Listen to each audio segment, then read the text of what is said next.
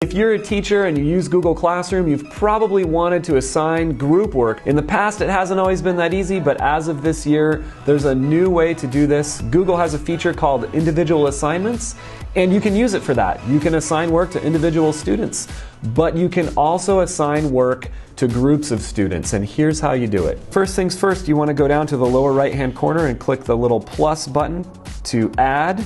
And you can create an assignment. You could also do this with a question or an announcement, and you could assign an announcement to just certain students or a question to just certain students. But today we will create an assignment. Let's say you're doing a project on Romeo and Juliet. And what you want to do here is give it a name. We'll call it the Romeo and Juliet project. But you want to give the assignment the name of the group. So we'll call it Group 1. And what I might say is Act 1. Maybe I'm going to have Group 1 just work on Act 1. Now I could put in instructions, I could put in a due date, a topic, and I can attach a file. But the main thing you want to pay attention to here is you click this drop-down menu for all students, and you want to deselect all students. And then you want to go back in and select only the students who are in this group. So let's put in Danny, Emily, and Aaron for this group. And then we can click Assign. And as you can see, 3 students have been assigned this assignment. They are Group 1 and they have Act 1 to do.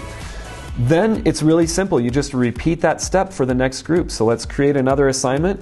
So we have 2 assignments here, but as you can see, the naming is really key here. You want to keep track of what group it is for each assignment, and then only the students assigned that group's work will get that assignment. And this way you can keep track of it a little bit easier in your view of Google Classroom. So if you're a Google Classroom user, or even if you aren't, this feature makes it really easy to assign work to groups of students in Google Classroom. Now remember, with any group work that you assign, you really want to make sure that you give every student in your class a stake in what they're learning. You want to make sure that the students can each have their own individual piece of the work and that they can share it equitably.